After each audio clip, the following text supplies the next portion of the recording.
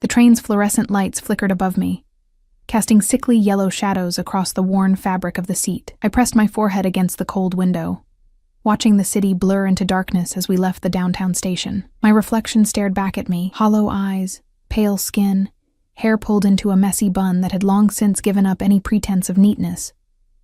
3 double shifts in 4 days at the diner had reduced me to this, a ghost of myself, held together by caffeine and sheer stubborn will.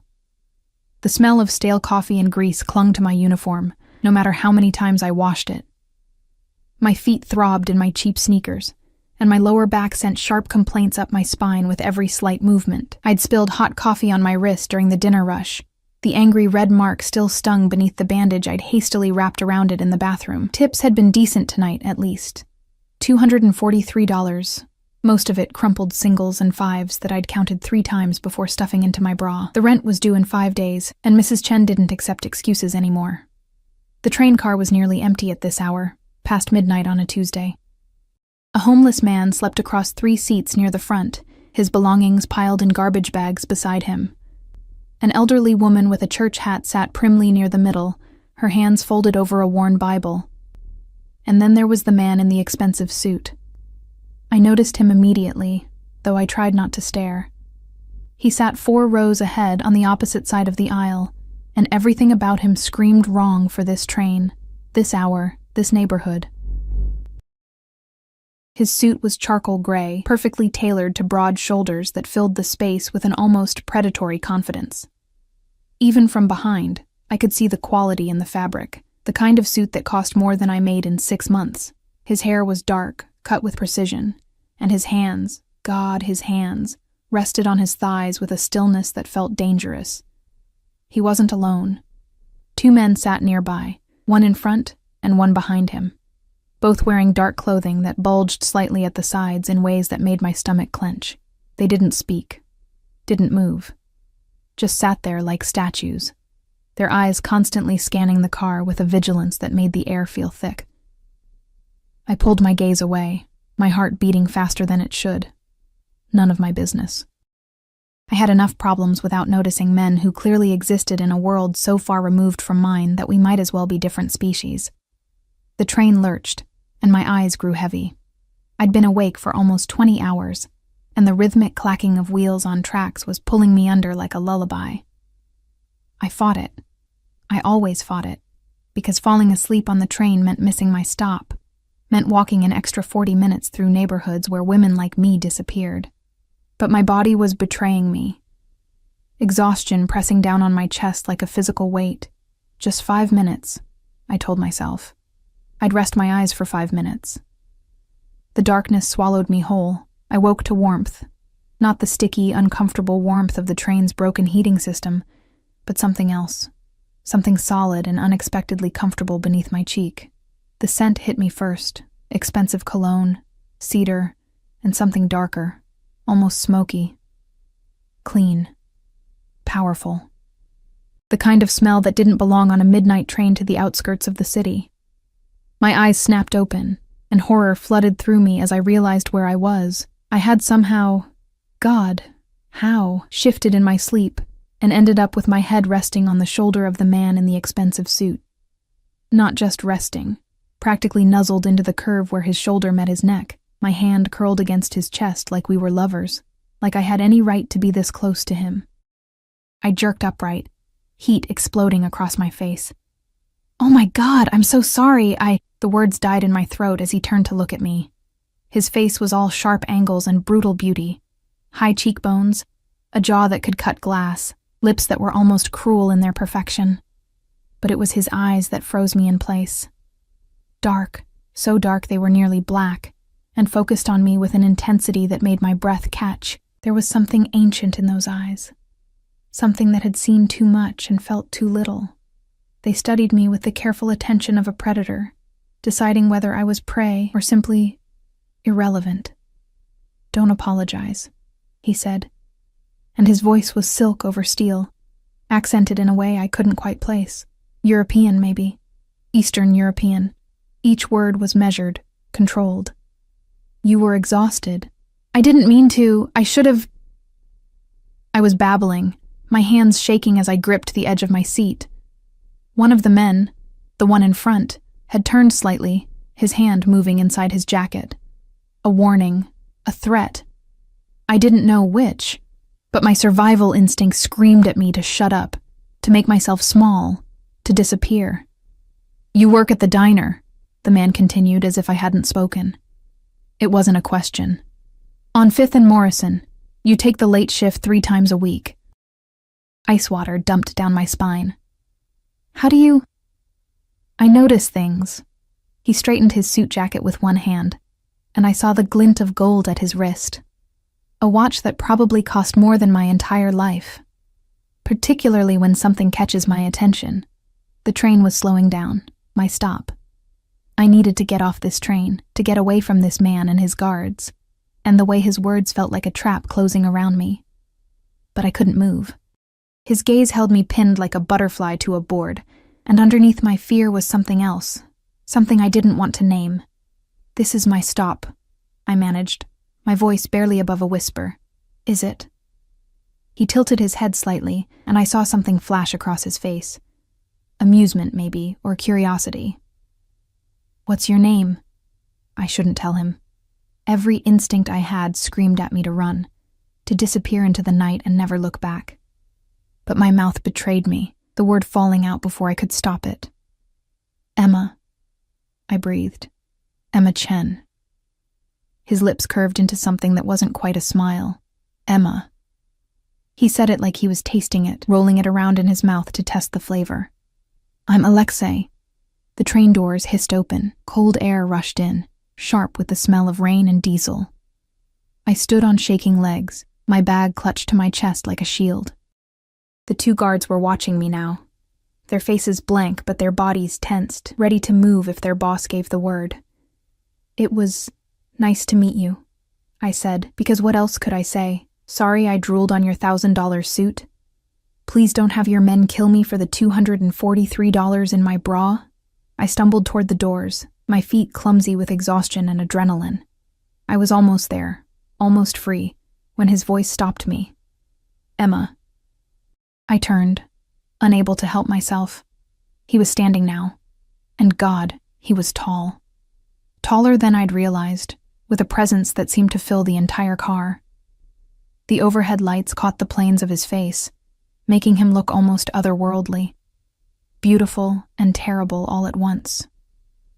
"Be careful walking home," he said softly. "It's not safe for a woman alone at this hour."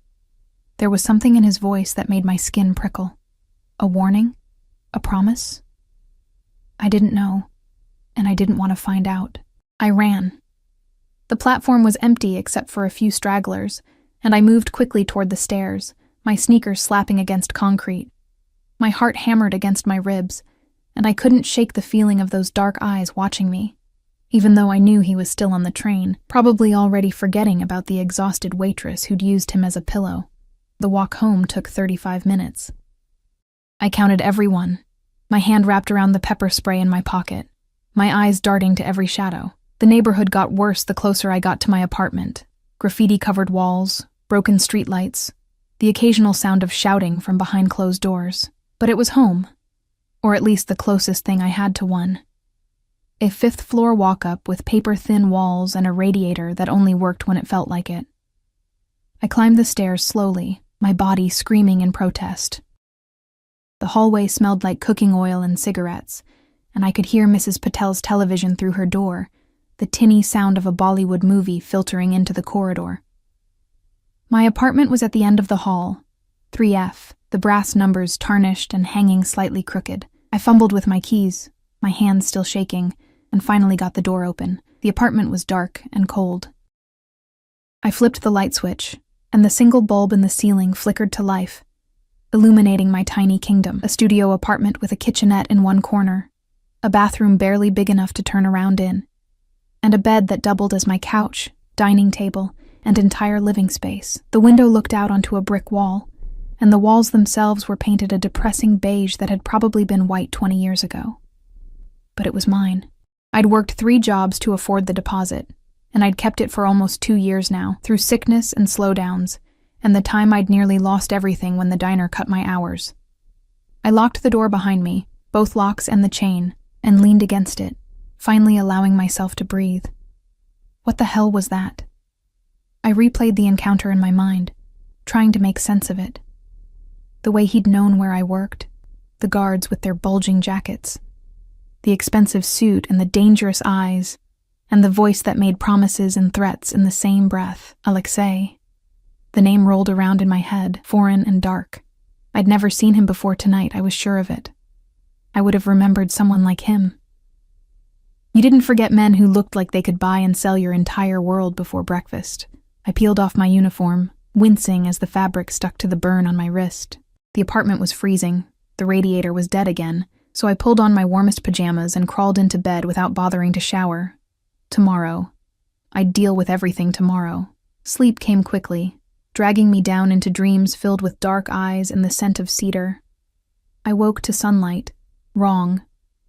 That was the first thought that filtered through my sleepy brain. Wrong. Wrong. Wrong.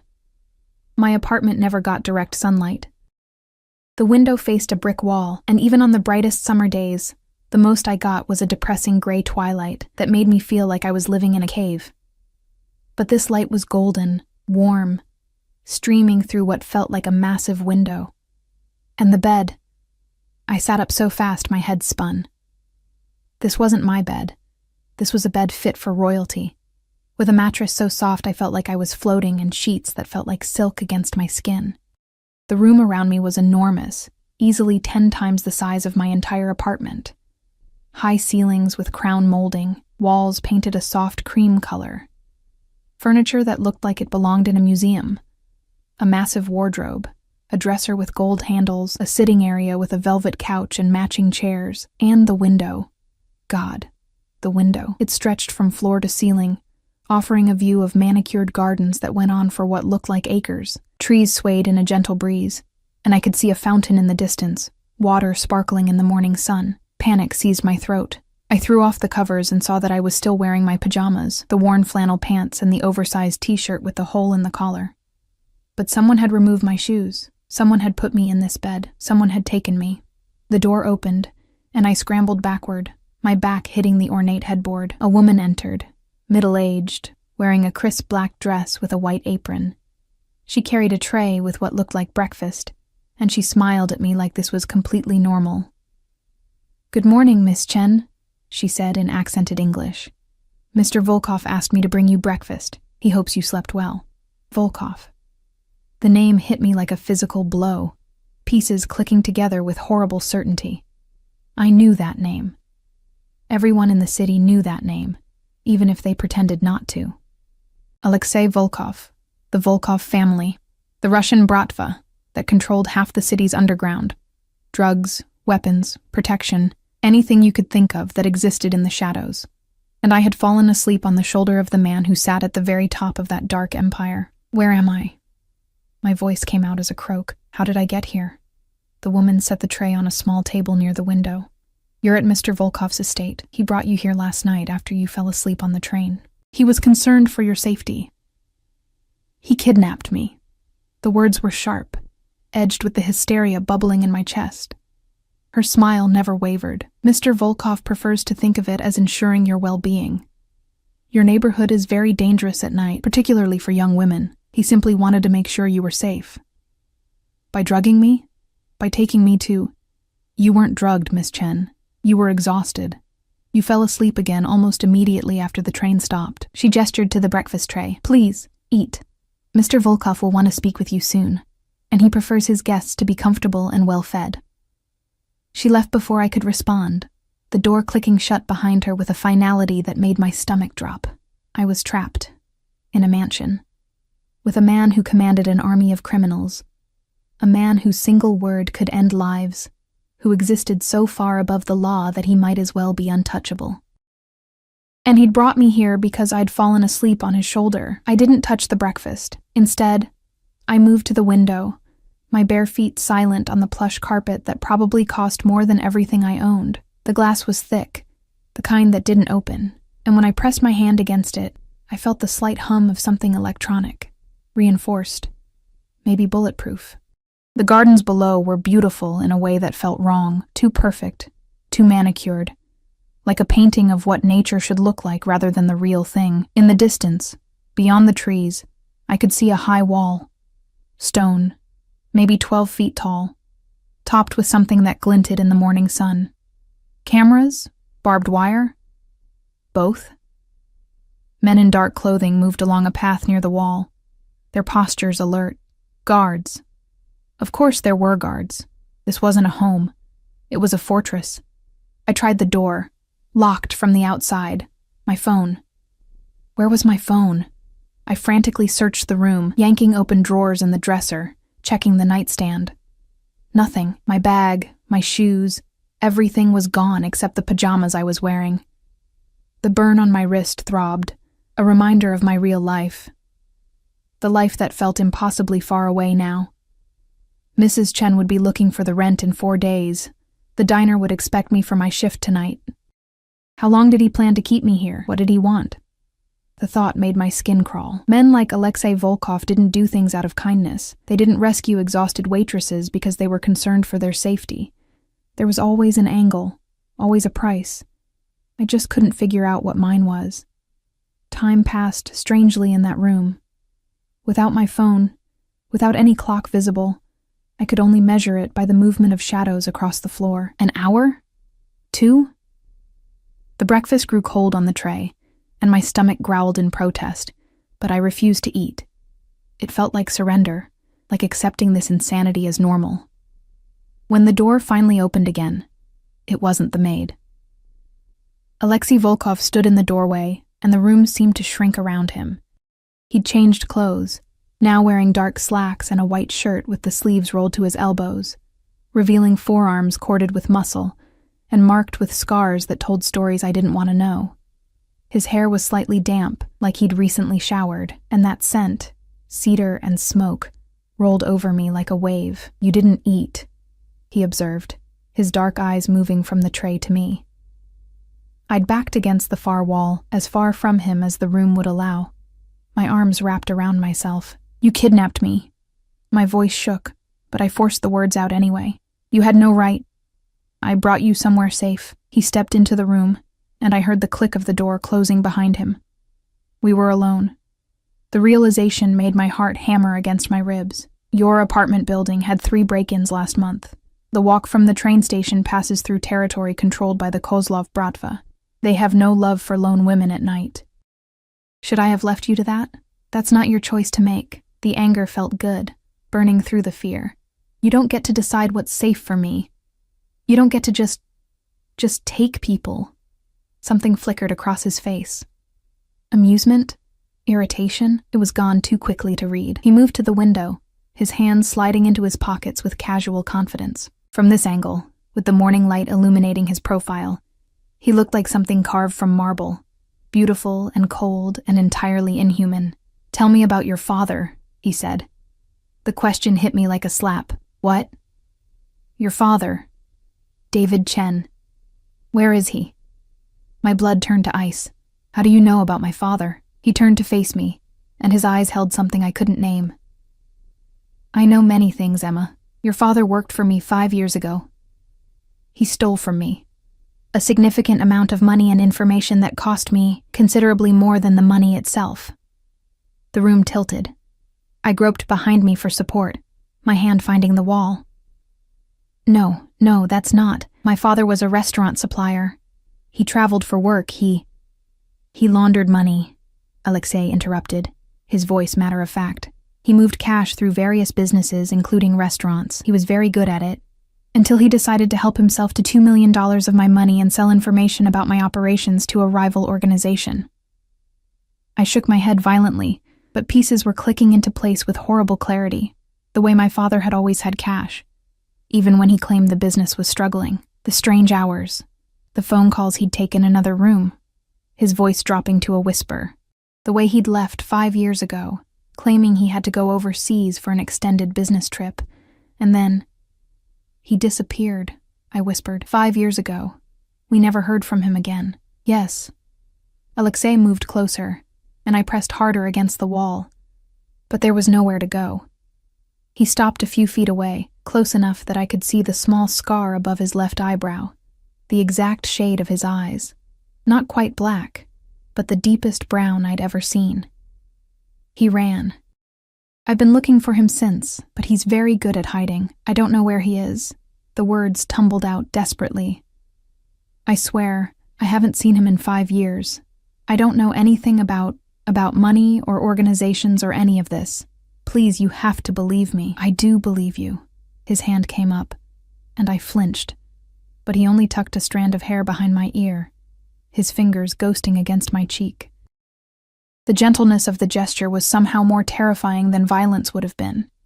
You were 18 when he left, a child. He abandoned you and your mother to face the consequences of his actions. My mother. God, my mother.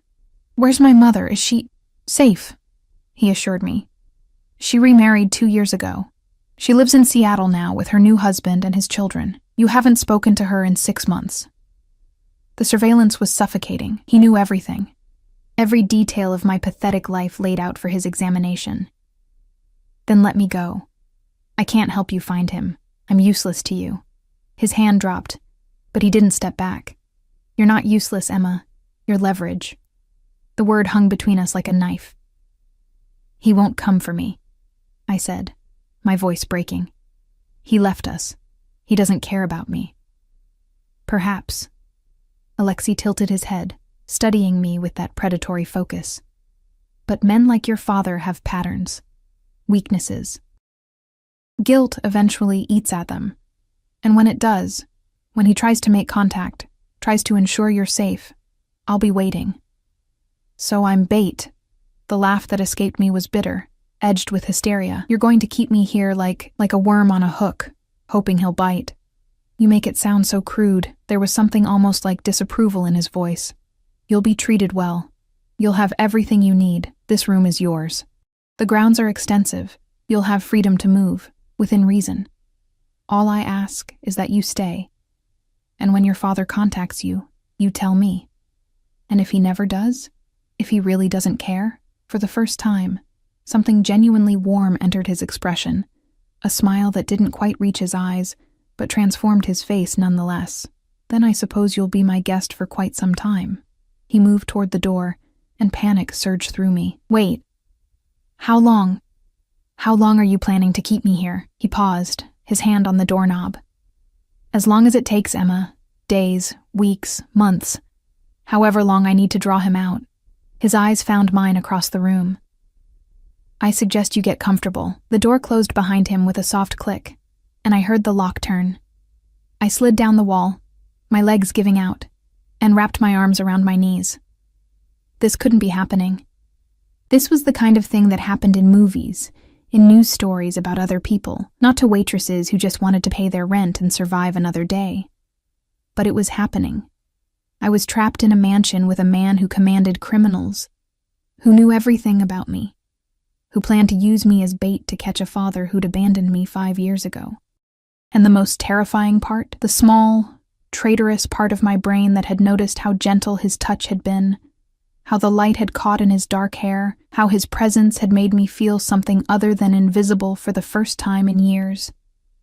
I hated that part of myself almost as much as I hated him. The days began to blur together. I was given clothes, expensive ones that fit perfectly, which meant he'd had my size all along. Had he planned this? The thought made me sick. Dresses, slacks, soft sweaters in cashmere and silk. Everything in muted colors, cream, gray, navy, as if he was trying to erase me, make me into something that fit his world. I refused to wear them at first, staying in my pajamas like a stubborn child. But on the 3rd day, when the maid, her name was Irina, brought a tray of food and found me still in the same clothes, she'd clucked her tongue with such genuine distress that I'd felt guilty. Mr. Volkov gave specific instructions that you be comfortable, she'd said, her accent thickening with concern. Please, Miss Chen, make this easier on yourself. So I'd compromised. I wore the clothes, but I didn't eat breakfast. Small rebellions were all I had. The room became both prison and sanctuary. I explored every inch of it. The ensuite bathroom with its marble shower and tub deep enough to swim in, the walk-in closet filled with clothes I didn't choose, The sitting area where I'd stare out the window for hours, watching the guards patrol and the gardeners tend to flowers I couldn't name. Alexei visited twice a day, once in the morning, once in the evening. He never stayed long. 10 minutes, maybe 15. He'd ask me questions. How did I sleep? Was the food acceptable? Did I need anything? As if this was a hotel, and I was a valued guest rather than a prisoner. I stopped answering after the second day. Let him talk to silence. But he was patient. He'd sit in one of the velvet chairs, completely at ease, and tell me about his day, business meetings, calls with associates in Moscow and New York. A problem with a shipment that had been resolved efficiently, a word that made my stomach turn, because I knew what it meant in his world. On the 5th day, he brought me a book. "You're bored," he said, setting it on the table beside my untouched dinner. It was a novel. Jane Eyre, the spine worn with age. "Irina says you spend hours staring out the window. This might be a better use of your time." I looked at the book, then at him. "I want to go home. I know." He settled into his chair, crossing one ankle over his knee. Today he wore a 3-piece suit in charcoal gray, and a watch that probably cost more than my entire year's rent glinted at his wrist. "Tell me something, Emma. What would you be doing right now if you were home?" "Working." The word came out bitter. "I'd be on my feet for 8 hours, carrying plates to people who don't see me, collecting tips that barely cover rent." "You enjoy this work?" "Nobody enjoys being a waitress." "It's survival." He leaned forward, his elbows on his knees, and the intensity of his gaze made me want to look away. I didn't. "And after work? What then?" "I'd walk home in the dark, pray nobody bothered me, unlock 3 separate locks on my door, and fall into bed in a room so cold I can see my breath in winter." I tilted my chin up. "But it would be my choice, my life. Not some gilded cage because you're obsessed with revenge against a man who probably doesn't even remember he has a daughter." Something flickered across his face. Anger, maybe, or recognition. "You think this is a cage, isn't it?" I gestured around the opulent room. "Beautiful prison is still a prison." He stood abruptly, and I tensed, but he only moved to the window. The sunset painted him in shades of gold and shadow, softening the harsh lines of his face. "Tomorrow," he said quietly. "You'll join me for dinner. Not here. Downstairs in the dining room. Is that an invitation or a command?" He turned to look at me over his shoulder, and for just a moment, I saw something raw in his expression. Something almost lonely. "Does it matter?" "You'll refuse either way." Then he was gone, leaving me alone with Jane Eyre and the fading light. I didn't sleep that night. I lay in the impossibly soft bed, staring at the ceiling, and thought about my father, David Chen. I'd spent 5 years convincing myself that I hated him for leaving, for abandoning us to bankruptcy and questions from men in suits who'd come asking about money we didn't have. But underneath the hate was something worse. Hope. The stupid, childish hope that maybe he'd had a good reason. Maybe he'd left to protect us. Maybe he still thought about me, still cared. Now I knew the truth. He was a criminal who'd stolen from criminals, and his daughter was paying the price. The knock on my door came at 7 the next evening. I'd spent the day reading Jane Eyre, finding uncomfortable parallels between Jane's captivity at Thornfield and my own situation. When Irina entered, she carried a dress on a hanger, deep emerald green, with a neckline that would show too much, and a hem that would show too little. "Mr. Volkov asks that you wear this for dinner," she said, laying it across the bed. "Tell Mr. Volkov that I'm not his doll." She smiled sadly. "Please, Miss Chen, he can be difficult when his wishes are not met. This is such a small thing." The guilt tactic worked. 20 minutes later, I stood in front of the mirror, barely recognizing myself. The dress fit like it was made for me, because it probably was. My hair, which I'd been wearing in its usual messy bun, fell in waves around my shoulders. Irina had provided makeup, but I'd drawn the line there. I was already becoming someone I didn't recognize.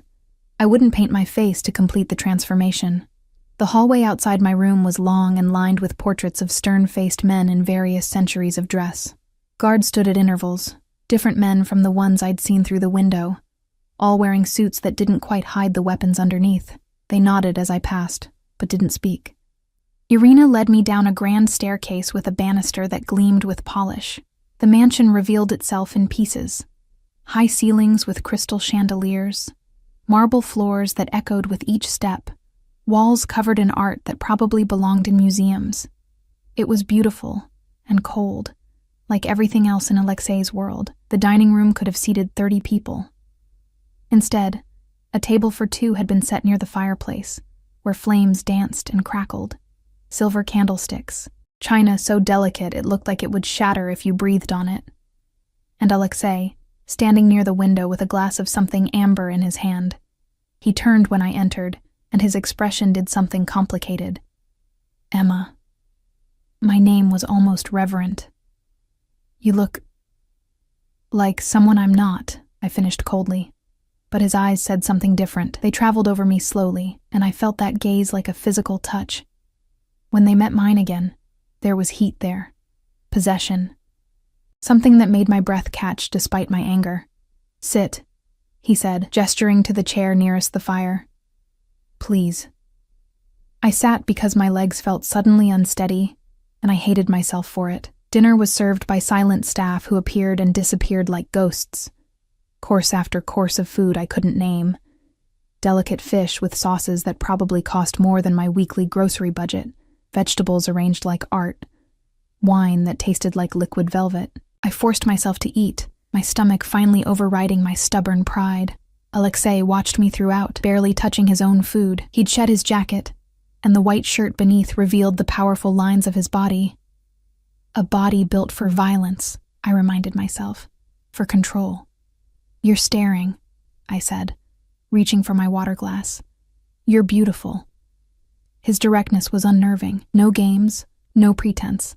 Just raw statement of fact. I've thought so since the moment I saw you on that train, exhausted and invisible to everyone except me. You didn't see me before that night. I took a sip, needing something to do with my hands. Did you? A slight smile curved his lips. I saw you 3 weeks before. You spilled coffee on a customer who'd grabbed your wrist. You apologized even though he was the one at fault. I was having a business meeting at the restaurant across the street. I watched you through the window and thought, that woman is breaking herself for people who don't deserve her breath. The confession made my skin prickle. 3 weeks. He'd been watching me for 3 weeks. That's not romantic. That's terrifying. I know. He leaned back in his chair, swirling the amber liquid in his glass. I had you investigated that same day.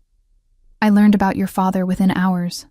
About his betrayal, his theft. Do you know what I thought when I discovered David Chen's daughter was serving coffee for minimum wage? I didn't want to know, but I asked anyway.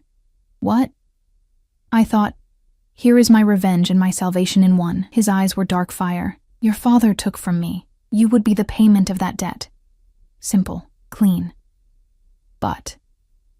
There had to be a but. The intensity in his gaze promised complications. But then I saw you fall asleep on the train. He set down his glass with careful precision. You used me as a pillow, Emma. This body that men fear.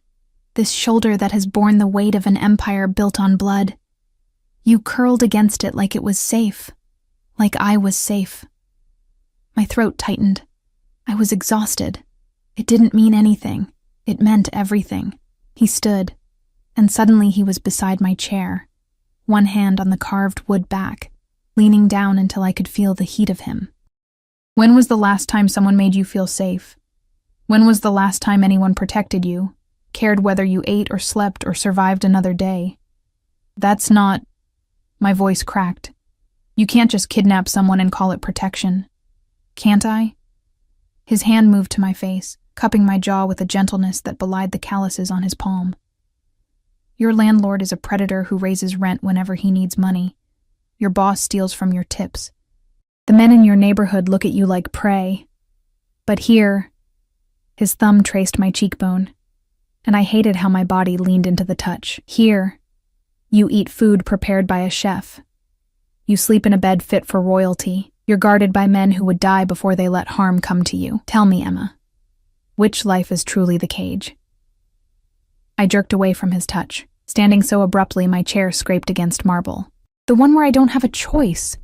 You don't get to rewrite reality because you've convinced yourself this is noble. You took me because you wanted leverage against my father. Everything else, the clothes, the room, this dinner, it's just dressing up the truth. His jaw tightened, the only sign I'd struck a nerve. You're right. I took you for leverage. But I keep you because... He stopped, something flickering behind his eyes that looked almost like uncertainty. Because what? I challenged. Because when you look at me, you don't see the monster. His voice dropped to barely above a whisper. Everyone in my world sees what I've built, the power, the fear, the blood, but you? You see the man who let a stranger sleep on his shoulder, and I find I'm not ready to lose that. The vulnerability in his confession scared me more than his threats ever could. This wasn't supposed to happen. He was supposed to be simply evil, straightforward to hate. But the man standing before me looked lost, and something in my chest twisted painfully.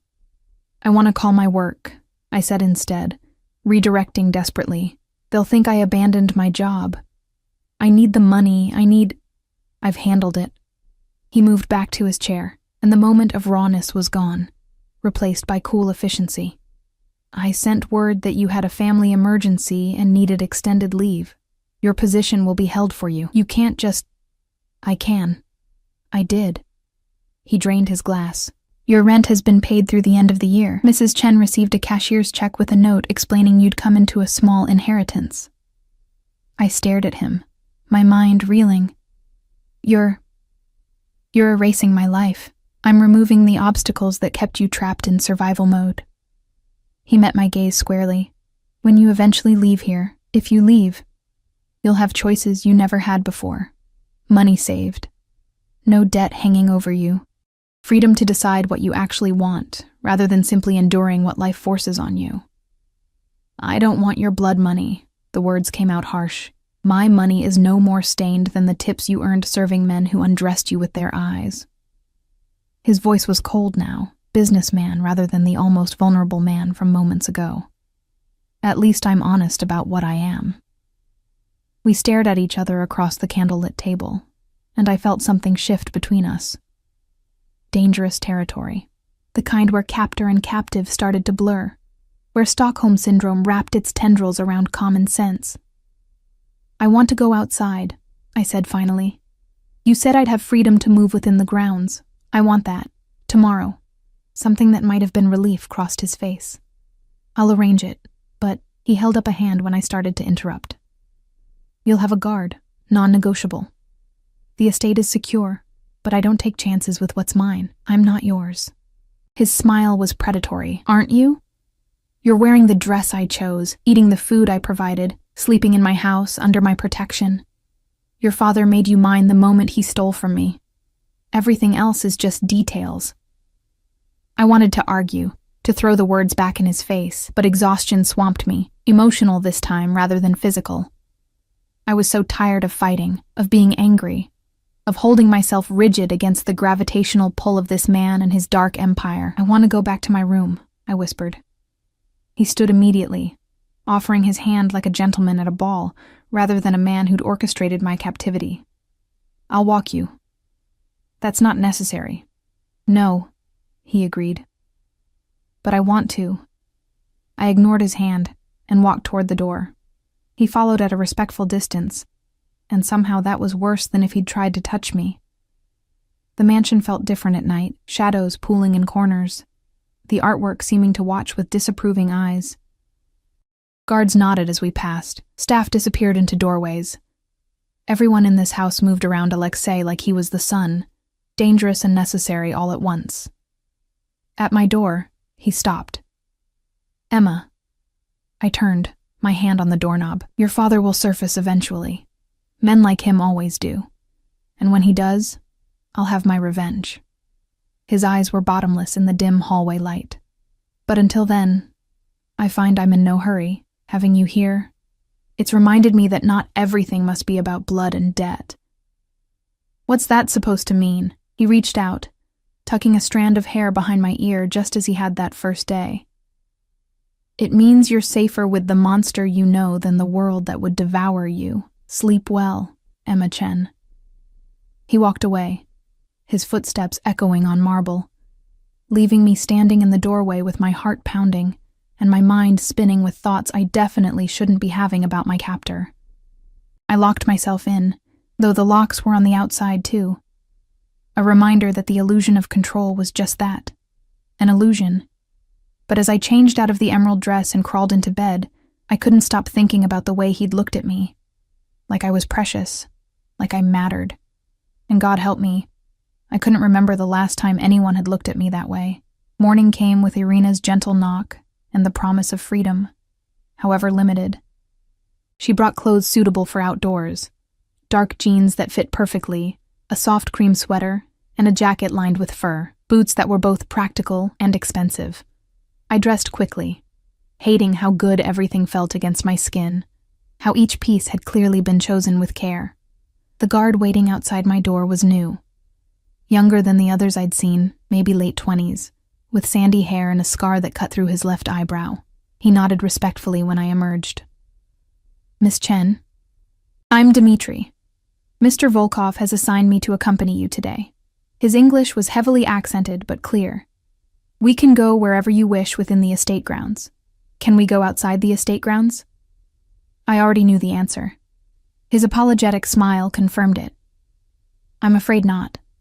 But the grounds are extensive. Gardens, a greenhouse, the lake, it's quite beautiful. A gilded cage with a larger perimeter. Still a cage. But the need for fresh air, for sky above my head rather than ornate ceilings, was overwhelming. I followed Dmitri down the grand staircase and through corridors I hadn't seen before. The mansion revealed itself in pieces. A library with floor-to-ceiling books, a music room with a grand piano, rooms whose purposes I could only guess at. Everything was pristine, expensive, empty. The back doors opened onto a terrace that took my breath away. Stone pathways wound through gardens that belonged in magazines. Roses, despite the season, bloomed in carefully tended beds. A fountain bubbled nearby, the sound of water almost musical. And beyond it all, through perfectly manicured lawns and stands of trees, I glimpsed the lake Dmitri had mentioned. Water sparkling in the morning sun. I walked, and he followed at a discreet distance, close enough to protect, far enough to give the illusion of privacy. The air was clean and cold, biting at my cheeks and filling my lungs with something that tasted like freedom, even if it wasn't. How long have you worked for him? I asked, after we'd walked in silence for 10 minutes. Dmitri seemed surprised I'd spoken. 6 years, miss. Since I was 22. And you're okay with what he does? A pause. Then carefully. Mr. Volkov saved my life. My sister's life. We owed debts to very bad men who would have sold her to pay what we couldn't. Mr. Volkov paid the debts and gave me work. Gave my sister a chance at university, at a real life. His voice held absolute loyalty. What he does to protect his people. To build something that lasts. Is it always clean? No. But it's honest, in its way. I thought about that as we walked. How many people in Alexei's empire had similar stories? How many owed him their lives, their loyalty, their willingness to look away from the blood? The greenhouse was massive, glass walls reflecting the sun in blinding fragments. Inside, it was warm and humid, filled with plants I'd never seen before. Orchids in impossible colors. Fruit trees bearing lemons and oranges despite the season, and in the center, a small seating area with wrought iron furniture painted white. Alexei sat there, reading a newspaper, a cup of coffee steaming on the table beside him. My heart did something complicated in my chest. He looked different here, more relaxed. The harsh lines of his face softened by the dappled sunlight filtering through leaves. He'd rolled his shirt sleeves to his elbows, and I could see more of those scars, silver against tan skin. Stories written in violence. He looked up as I entered, and something lit in his eyes. Emma, I hoped you'd find your way here. Did you? I stayed near the door, Dmitri a silent presence behind me. Or did you arrange for Dmitri to guide me here? His smile was slow, acknowledging the truth. Can't it be both? I wanted to see you, but I also wanted you to have the illusion of choice in the matter. At least you admit it's an illusion." He set down the newspaper and gestured to the chair across from him. "Join me. Please. Dmitri, wait outside." The guard left without hesitation, and suddenly I was alone with Alexei in this cathedral of glass and green. The air smelled like earth and flowers, almost overwhelming in its richness. I sat because standing felt like a battle I didn't have energy for. "What do you want?" "To have coffee with you, to see how you slept, to—" He paused, and something vulnerable flickered across his face again. "To spend time with you without the weight of dinner formalities or locked doors between us. The doors are still locked. I'm still your prisoner." "Yes." He poured coffee from a carafe into a second cup, adding cream without asking how I took it. He knew. Of course he knew. But perhaps we can pretend for an hour that you're here because you want to be. Why? I took the coffee, wrapping my hands around the warm cup. "Why does that matter to you?" He leaned back, studying me with that unsettling intensity. "Do you know what my life consists of, Emma? Meetings where men lie to my face and I decide whether they die for it. Business that requires constant vigilance because one moment of weakness means war. Women who throw themselves at me because they want what I can buy them, or because they've been told to get close to me for information." His voice was matter of fact, reciting a grocery list of horrors. "And then there's you. You, who fell asleep on my shoulder because you were too exhausted to care about the danger, who argue with me, who look at me with anger rather than fear or calculated desire. You want me to make you feel human?" The laugh that escaped me was bitter. "That's not my job. That's not why I'm here. No. You're here because of your father's sins." He set down his cup with deliberate care. "But what if you could be here for something else? What if instead of prisoner and captor we could be something different?" The implication hung between us, dangerous and tempting. "You mean like the women who throw themselves at you for money?" "No." The word was sharp. "I mean like two people who see each other. Really see each other. Not the waitress or the Bratva boss. Just Emma and Alexei." I wanted to laugh, to throw the coffee in his face and tell him he was delusional, but the way he was looking at me, God. The way he was looking at me made something in my chest ache, like I was water, and he was a man dying of thirst. "You can't just erase what you've done," I said quietly. "You took me. You're holding me here. You're using me as bait. That's who you are. That's what this is. I know." He stood, moving around the table until he was beside my chair. "Close enough to touch, but not touching. But I'm also the man who makes sure you eat, who gives you books because you're bored, who lies awake at night, thinking about the way you looked in that green dress, and hating myself for wanting you when I have no right." My breath caught. "Alexei, I'm going to find your father, Emma. That hasn't changed. But what happens after? What happens between us? That could be different."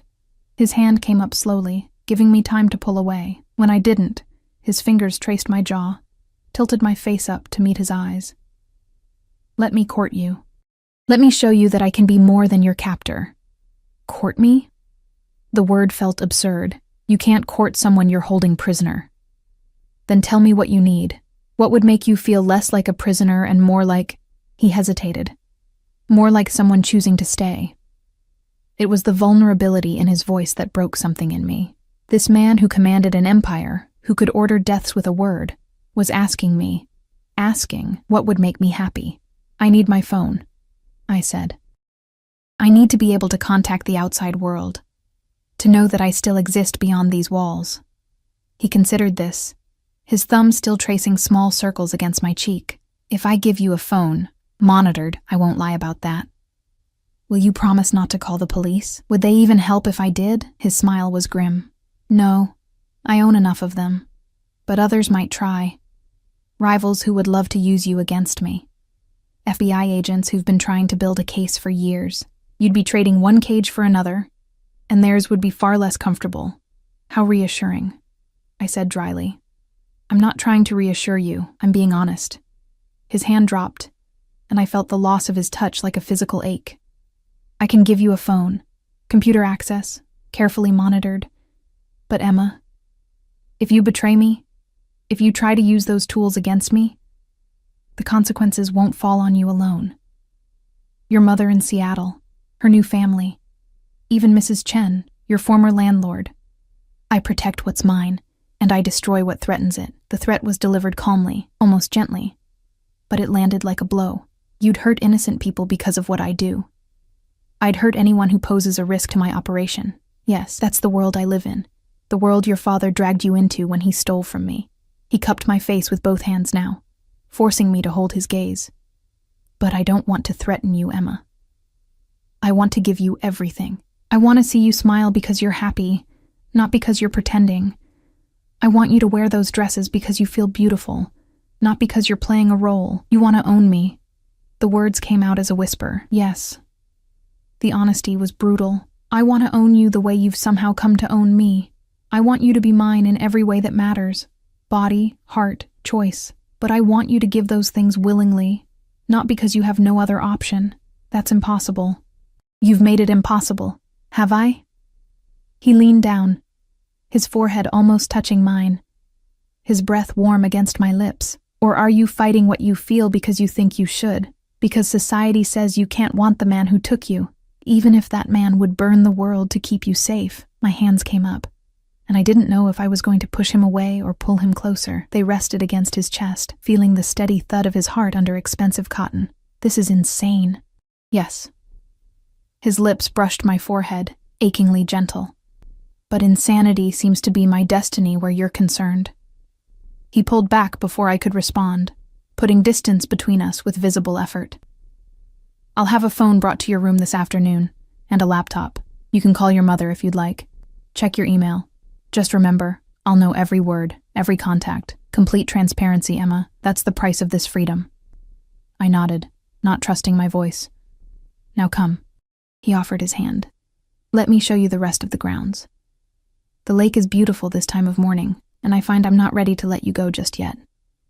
I should have refused, should have walked back to my cage and locked myself in, away from his touch and his words, and the dangerous way he made me feel seen. Instead, I took his hand. His fingers closed around mine, warm and strong, and we walked out of the greenhouse together. Dmitri fell into step behind us, a silent shadow, as Alexei led me down winding paths toward the lake, and for one stolen hour I let myself forget that I was a prisoner. Let myself pretend that the man holding my hand was just a man, and I was just a woman, and the world outside these walls didn't exist. It was the most dangerous thing I'd done since falling asleep on his shoulder. The phone arrived that afternoon, sleek and new, along with a laptop that probably cost more than I'd earned in the past year. True to his word, Alexei had been transparent about the monitoring. A small icon in the corner of each screen reminded me constantly that everything I did was watched. I called my mother first, my hands shaking as I dialed the number I still knew by heart, despite the months of silence between us. She answered on the third ring. Hello? Mom. My voice cracked. It's me. It's Emma. The pause stretched so long I thought she'd hung up. Then, Emma? Oh my God. Emma, where have you been? Your landlord said you'd left town for a family emergency, but you didn't call. You didn't... I know, I'm sorry. I'm okay, what could I say? I've been kidnapped by a Russian mobster because Dad stole from him. I needed some time away to figure things out.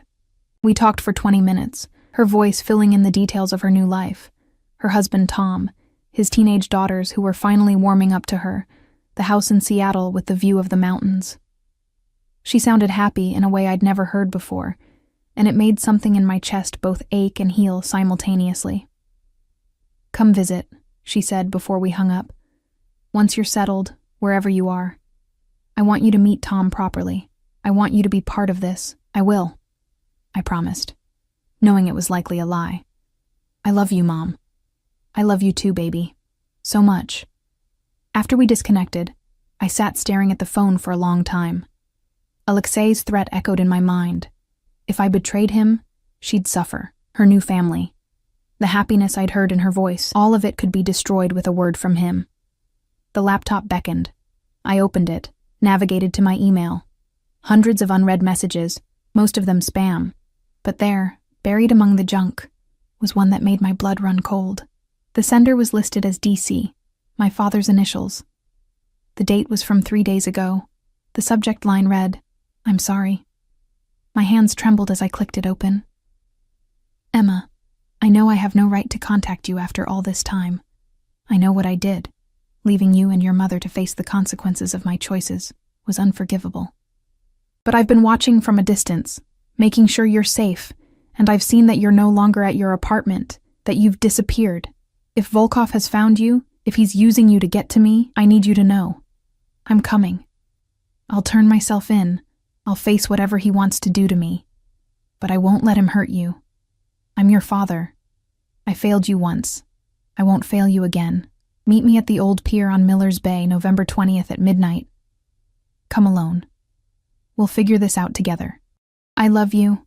I always have. Dad, the date, November 20th. That was tonight. I stared at the screen, my mind racing. This was it.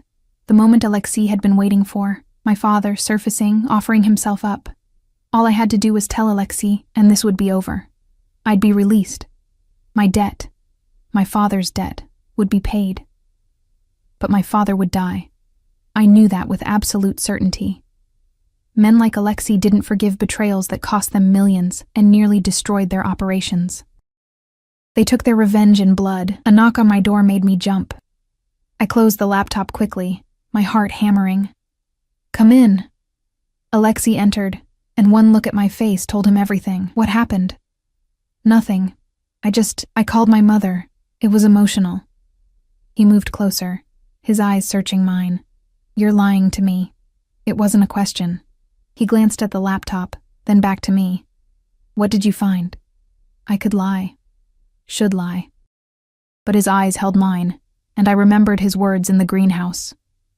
Complete transparency, Emma. That's the price of this freedom. My father contacted me. The words felt like stones. 3 days ago. He wants to meet. Alexei went very still. Where? If I tell you, you'll kill him. Yes. No hesitation. No pretense. He stole from me. Betrayed me. Caused the deaths of 3 of my men when he sold information to the Kozlovs. His death is already written, Emma. The only question is when and how. He's my father. My voice broke. He's the only father I have, and yes, he's a bastard who abandoned me. But I can't. I can't just hand him over to die. Alexei cupped my face, his touch achingly gentle despite the violence in his words. He handed you over the moment he took my money. Everything that's happened since, you being here, me wanting you, this impossible situation we're in, it all stems from his choices. Not yours, not mine. His. Then let him go. I gripped his wrists, desperate. You have money. You have power. What's $2 million to you? What's one man's betrayal when you have an empire? It's not about the money. His voice was soft, almost sad. It's about the message it sends. If I let your father walk away unpunished, every man in my organization will think betrayal is negotiable. They'll think they can steal, sell secrets, cost lives, and face no consequences. I'll lose everything I've built, not because of money, but because of perceived weakness. So I'm just supposed to watch you kill him? Live with that? No. He pulled me against his chest, one hand cradling the back of my head. You're supposed to trust that I'll do what's necessary, and then let me spend the rest of my life making it up to you. Let me give you everything your father never could. Security, safety, a life without fear. Let me be the man you deserve instead of the one who failed you. I pushed away from him, anger flaring hot. You can't replace my father by killing him. That's not how this works. Then what do you want, Emma? He spread his hands. Tell me what you want, and if it's in my power, I'll give it to you. I want you to let him go.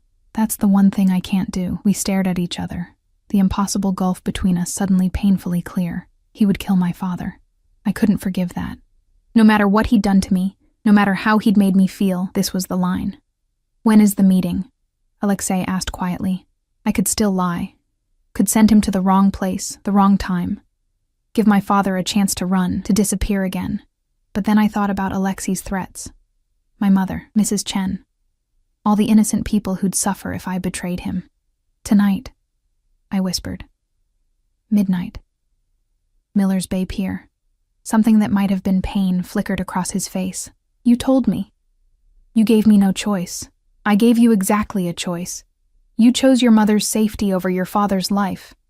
You chose the innocent over the guilty. He moved to the door, his hand on the knob. That's not weakness, Emma. That's strength. It doesn't feel like strength. Tears were streaming down my face now. It feels like betrayal. He paused, his back to me. Your father made his choices. You're not responsible for the consequences. Remember that. When you hate me later. Then he was gone, and I collapsed onto the bed, sobbing into pillows that smelled like cedar and smoke, and the man who was about to destroy what was left of my family. The hours until midnight crawled by with agonizing slowness. I tried to read, to distract myself, but the words blurred on the page. Finally, around 11, I made a decision. I was going to that pier. If my father was going to die because of me, the least I could do was face it. Getting out of my room was easier than I expected. The door was unlocked, and the guards in the hallway nodded to me as I passed. They didn't try to stop me as I made my way downstairs and out through the kitchen entrance. Either Alexei had given orders to let me go, or they assumed I couldn't get far anyway. They were right. Dmitri materialized from the shadows as I crossed the lawn, his expression apologetic. I'm sorry, Miss Chen, but I can't let you leave the grounds alone. Then come with me. I kept walking toward the garage, where I'd seen the vehicles earlier, but I'm going to that pier, with or without permission. He hesitated, then spoke into a radio in rapid Russian. A response crackled back. He sighed. Mr. Volkov says I'm to drive you. But you stay in the car, yes, no matter what happens. I agreed, though we both knew it was a lie. The drive took 40 minutes, Dimitri's sleek black SUV eating up the miles of highway between the estate and the bay. Miller's Bay was an industrial area, mostly abandoned now. Old warehouses and piers that had once serviced cargo ships. The pier my father had specified jutted out into dark water, illuminated only by a half-moon struggling through clouds. Dmitri parked in the shadows of a warehouse. Wait here, he said firmly. Please, Miss Chen. Mr. Volkov will have my head if anything happens to you. I watched him melt into the darkness, presumably to take up a position where he could watch the pier. My phone buzzed. A text from an unknown number. Stay in the car, Emma. I mean it. Of course he'd tracked me. Known I'd come. I stared at the message, then at the pier where a lone figure stood at the end, collar turned up against the wind. My father. I was out of the car before I could think better of it, my feet carrying me across broken pavement toward the man I hadn't seen in 5 years. He turned at the sound of my approach, and even in the dim light I could see how he'd aged. More gray in his hair, lines carved deep around his eyes and mouth. Emma. His voice cracked. Oh God, Emma, you came. You're safe. I was so worried. You should be worried about yourself. I stopped several feet away, unable to make myself close the distance. Alexei knows you're here. He's probably watching us right now. My father's face went pale. Then you need to run. Get away from here. Get away from him. I live with him, Dad. The words tasted bitter. In his mansion. Wearing clothes he bought. Eating food he provides. Because you stole from him. And now I'm paying your debt. He flinched like I'd struck him. I never meant for any of this to happen. I thought I could take the money and disappear. Start over somewhere safe. Send for you and your mother once I was settled. But Volkov, he has reach everywhere. I couldn't risk leading him to you, so you just abandoned us instead. Left us to deal with the bankruptcy, the questions, the shame. I know. And I'm sorry. I've been sorry every day for 5 years. He took a step toward me, but I'm here now. Let me fix this. Let me turn myself in, face whatever punishment he wants. Just promise me you'll get away from him. Promise me you won't let him keep you. It's not that simple. Movement in the shadows caught my eye. Figures emerging from the warehouses, surrounding us. Alexei's men. He won't just let me go, and even if he would, I stopped, the truth catching in my throat. You what?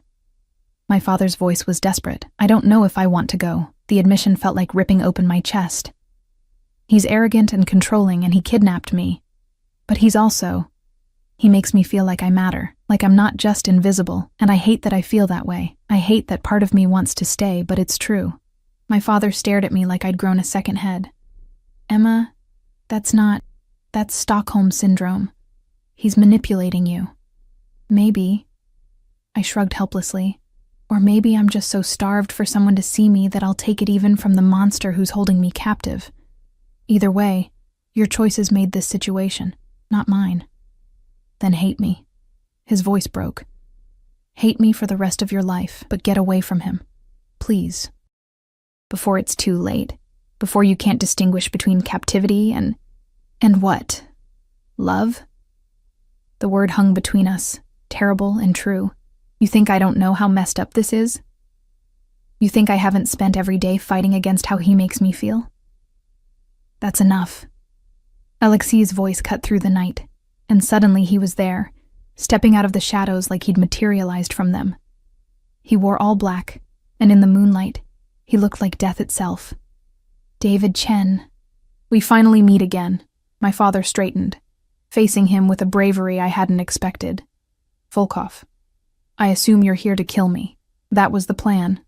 Alexei moved past me, close enough that I felt the heat of him, and stopped a few feet from my father. 5 years I've been hunting you. 5 years of resources, of men searching, of waiting for you to surface. And here you are, delivered by the one thing I knew you couldn't resist. Your daughter. She had nothing to do with my choices. No. She's simply the one paying for them. Alexei glanced at me, and something in his expression made my breath catch. Which brings me to a dilemma. I'd planned to kill you, to make it slow, painful, a lesson to anyone who thinks about betraying me. But your daughter, he turned back to my father, your daughter asked me to let you go, and I find that I would give her almost anything she asks for. Hope flared in my father's eyes. Then let me leave. I'll disappear. You'll never hear from me again. I'm not finished. Alexei's voice hardened. The money you stole, $2 million. You'll repay it. Every cent with interest. 20% per year for 5 years is, he calculated quickly, approximately $5 million. My father's face fell. I don't have that kind of money. Then you'll work it off. Alexei smiled, and it was terrifying. I have businesses that need managing. Legitimate ones, mostly. Import-export. You'll work for me, under supervision, and every dollar you earn goes toward your debt. When it's paid, you're free to go. And if I refuse, then I kill you here. And Emma watches. Alexei's eyes found mine, and she spends the rest of her life hating me for it, which I find I'm not willing to risk. My father looked at me, then back at Alexei. How do I know you won't just kill me once I'm in your organization? You don't. But you have my word, that as long as you work honestly and don't betray me again, you'll live. It's more than you deserve. Alexei extended his hand. Do we have a deal? The seconds stretched. My father stared at that outstretched hand like it was a snake that might strike. Then slowly he took it. We have a deal. Relief flooded through me so powerfully my knees nearly buckled. Alexei caught me with his free hand, steadying me, and the look he gave me held so much. Possessiveness and tenderness and something that looked almost like love. Thank you, I whispered. Don't thank me yet. He released my father's hand and wrapped an arm around my waist, pulling me against his side. You just agreed to let me keep you. Because if your father is working for me, if he's alive because I allowed it, then you're mine, Emma. Completely and irrevocably mine. The truth of it settled over me like a weight. Or maybe like freedom. I wasn't sure there was a difference anymore. I know, I said quietly. My father looked between us, understanding dawning. Emma. I'll visit you, I told him. Once you're settled wherever Alexei places you. We'll figure out how to be family again. Slowly. That's all I can ask for. His eyes were wet. I'm sorry. For all of it. I know. Alexei's men moved forward to collect my father, and as they led him away, I felt the last threads of my old life snapping. The invisible waitress, the girl struggling to survive. She was gone, replaced by someone I didn't fully recognize yet. "You could have killed him," I said, as we walked back to where Dmitri waited with the SUV. "You wanted to." "Yes." Alexei opened the door for me, his hand lingering at the small of my back. "But I wanted you more, and I'm learning that when it comes to you, I'll compromise things I never thought I could. That's not healthy." "No." He climbed in after me, pulling me across the seat until I was pressed against his side. "But neither is falling for the woman you kidnapped. Yet here we are." "Here we are," I echoed. The drive back to the estate felt different. I wasn't a prisoner anymore. Or maybe I was. But I was a willing one. Alexei's arm stayed around me, his thumb tracing patterns on my shoulder, and I let myself lean into him. "What happens now?" I asked, as the mansion came into view, lit up against the night sky like something from a fairy tale, a dark one, where the prince was a monster, and the princess chose him anyway. "Now?" He pressed a kiss to my temple. "Now I court you properly. I take you to dinners and operas and anywhere else you want to go. I introduce you to my world, not as a prisoner, but as someone who belongs at my side. And eventually, if I'm very lucky, you'll stop fighting what you feel and admit that you want this as much as I do." Arrogant. Honest. He turned my face toward his, and his eyes held promise and threat in equal measure. "I'm not a good man, Emma. I'll never be what society thinks you should have. But I'll protect you, provide for you, worship you. And I'll make sure that every single day you know exactly how much you matter." He kissed me then, and it was nothing like I'd imagined. It was gentle and fierce all at once, claiming and asking permission simultaneously. When he pulled back, I was breathless. "I hate that I want this," I whispered against his lips. "I know." He smiled, and it transformed his face into something almost beautiful. "But you'll learn to accept it. We both will." The SUV stopped at the mansion's entrance. Alexei helped me out, his hand never leaving mine, and we walked inside together, the monster and his willing captive, the Bratva boss and the waitress who'd somehow become his salvation. It wasn't a fairy tale ending. It was messy and complicated, and probably unhealthy in more ways than I could count, but it was mine. We were mine. And as I let him lead me upstairs to a bedroom that would now be ours rather than just mine, I realized something. Sometimes freedom isn't about escaping your cage. Sometimes it's about choosing to stay with the person who makes you feel like you finally matter. Even if that person is the one who locked the door in the first place. 3 months later, I stood in that same greenhouse where he'd first asked to court me, wearing a dress the color of midnight, and said yes when he asked me to marry him. My father was there, still working off his debt, but smiling through tears. My mother flew in from Seattle, shocked, but eventually accepting. It wasn't conventional. It would never be conventional, but it was ours, built on broken rules and impossible choices, and the strange truth that sometimes the worst thing that happens to you becomes the best thing you never knew you needed. And when Alexei Volkov slipped a ring on my finger and promised to spend his life making sure I never felt invisible again, I believed him. Because monsters, I'd learned, could be surprisingly good at keeping their promises.